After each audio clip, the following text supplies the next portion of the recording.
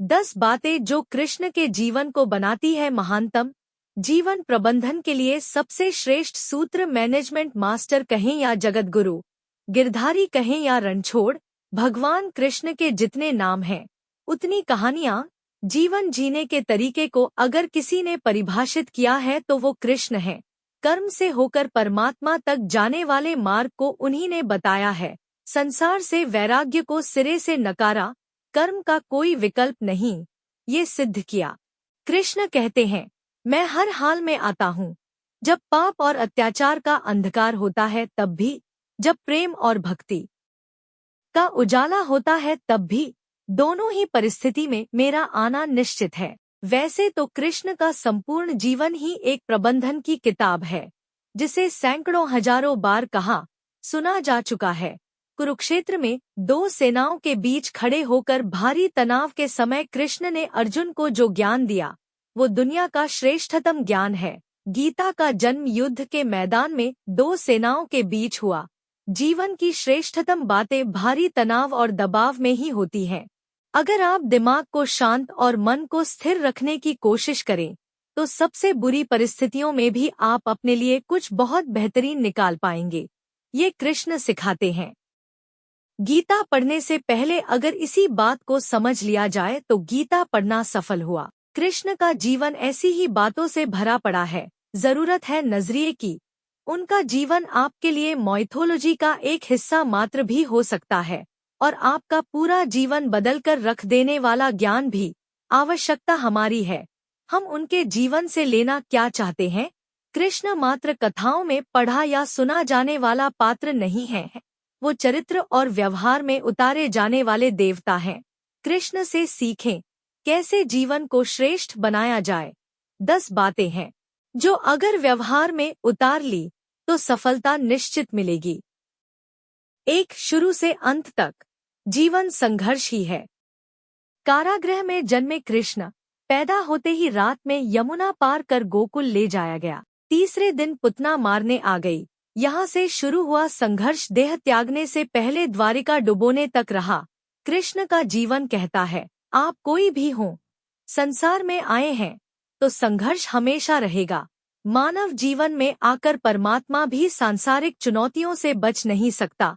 कृष्ण ने कभी किसी बात की शिकायत नहीं की, हर परिस्थिति को जिया और जीता।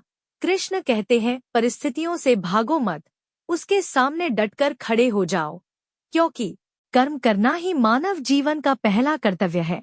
हम कर्मों से ही परेशानियों से जीत सकते हैं। 2. स्वस्थ शरीर से ही विजय है। कृष्ण का बचपन माखन मिश्री खाते हुए गुजरा। आज भी भोग लगाते हैं हम, लेकिन ये संकेत कुछ और है। आहार अच्छा हो, शुद्ध हो, बल देने वाला हो। बचपन में शरीर को अच्छा आहार मिलेगा तो ही इंसान युवा होकर वीर बनेगा। शरीर को स्वस्थ रखना है तो बचपन से ध्यान देने की जरूरत है। ये पेरेंटिंग के दौर से गुजर रहे युवाओं के लिए बड़ा मैसेज है।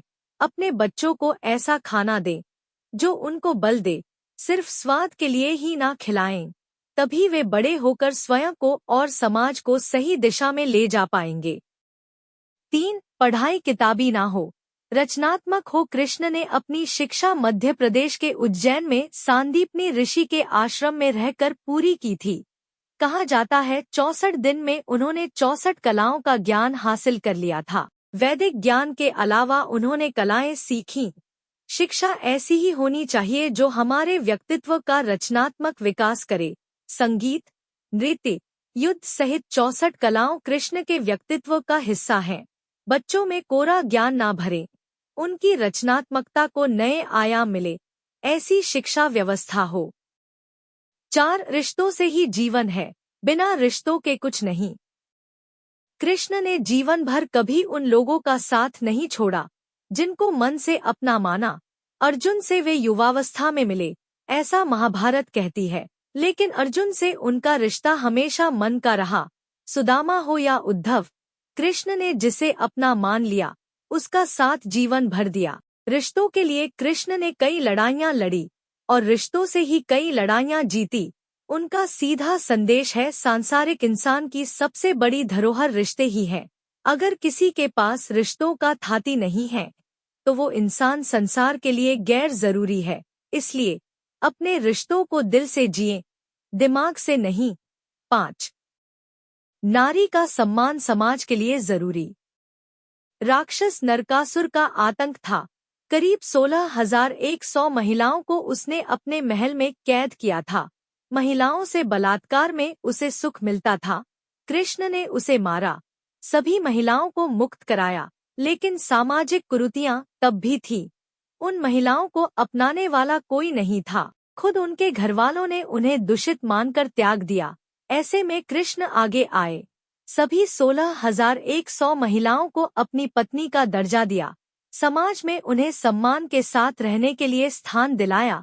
कृष्ण ने हमेशा नारी को शक्ति बताया, उसके सम्मान के लिए तत्पर रहे। पूरी महाभारत नारी के सम्मान के लिए ही लड़ी गई। सो आप कृष्ण भक्त हैं तो अपने आसपास की महिलाओं का पूरा सम्मान करें। कृष्ण की कृपा पाने का ये सरलतम मार्ग है। 6. आपके मतभेद अगली पीढ़ी के लिए बाधा ना बने। कम ही लोग जानते हैं कि जिस दुर्योधन के खिलाफ कृष्ण ने आजीवन पांडवों का साथ दिया, उसकी मौत का कारण भी कृष्ण की कूटनीति बनी। वो ही दुर्योधन रिश्ते में कृष्ण का समधी भी था। कृष्ण के पुत्र साम ने दुर्योधन की बेटी लक्ष्मणा का अपहरण करके उससे विवाह किया था। क्योंकि लक्ष्मणा साम से विवाह करना चाहती थी, लेकिन दुर्योधन खिलाफ था। साम को कौरवों ने बंदी भी बनाया था। तब कृष्ण ने दुर्योधन को समझाया था कि हमारे मतभेद अपनी जगह हैं, लेकिन हमारे विचार हमारे बच्चों के भविष्य में बाधा नहीं बनने चाहिए। दो परिवारों के आपसी झगड़े में बच्चों के प्रेम की बलि ना चढ़ाई जाए। कृष्ण ने लक्ष्मणा को पूरे सम्मान के साथ अपने यहाँ रखा। दुर्योधन से उनका मतभेद हमेशा रहा, लेकिन उन्होंने उसका प्रभाव कभी लक्ष्मणा और साम की गृहस्थी पर नहीं पड़ने दिया। 7. शांति का मार्ग ही विकास का रास्ता है। कृष्ण ने महाभारत युद्ध के पहले शांति से समझौता करने के लिए पांडवों और कौरवों के बीच मध्यस्थता की। हालांकि दोनों ही पक्ष युद्ध लड़ने के लिए आतुर थे, लेकिन कृष्ण ने हमेशा चाहा कि कैसे भी युद्ध टल जाए। झगड़ों से कभी समस्याओं का समाधान नहीं होता है। शांति के मार्ग पर चलकर ही हम समाज का रचनात्मक विकास कर सकते हैं। कृष्ण ने समाज की शांति से मन की शांति तक दुनिया को ये समझाया कि कोई भी परेशानी तब तक मिट नहीं सकती जब तक वहाँ शांति ना हो। फिर चाहे वो समाज हो या हमारा खुद का मन, शांति से ही सुख मिल सकता है, साधनों से नहीं। 8. हमेशा दूरगामी परिणाम सोचें। महाभारत में जुए की घटना के बाद पांडवों को वनवास हो गया। कृष्ण ने अर्जुन को समझाया कि ये समय भविष्य के लिए तैयारी करने का है। महादेव शिव, देवराज इंद्र और दुर्गा की तपस्या करने को कहा। कृष्ण जानते थे कि दुर्योधन को कितना भी समझाया जाए, वो पांडवों को कभी उनका राज्य नहीं लौटाएगा। तब शक्ति और सामर्थ्य की जरूरत होगी। कर्ण के कुंडल कवच पांडवों की जीत में आड़े आएंगे, ये भी वे जानते थे। उन्होंने हर चीज पर बहुत दूरगामी सोच रखी। कोई भी फैसला तात्कालिक आवेश में नहीं लिया। हर चीज के लिए आने वाली पीढ़ियों तक का सोचा। यही सोच समाज का निर्माण करती है। 9. हर परिस्थिति में मन शांत और दिमाग स्थिर रहे। पांडवों के राजसूय यज्ञ में शिशुपाल कृष्ण को अपशब्द कहता रहा। छोटा भाई था, लेकिन मर्यादाएं तोड़ दी। पूरी सभा चकित थी। कुछ क्रोधित भी थे, लेकिन कृष्ण शांत थे, मुस्कुरा रहे थे। शांति दूत बनकर गए तो दुर्योधन ने अपमान किया। कृष्ण शांत रहे। अगर हमारा दिमाग स्थिर है, मन शांत है, तभी हम कोई सही निर्णय ले पाएंगे। आवेश में हमेशा हादसे होते हैं, ये कृष्ण सिखाते हैं। विपरीत परिस्थितियों में भी कभी विचलित नहीं होने का गुण कृष्ण से बेहतर कोई नहीं जानता। 10. लीडर बने, श्रेय लेने की होड़ से बचें। कृष्ण ने दुनिया भर के राजाओं को जीता था।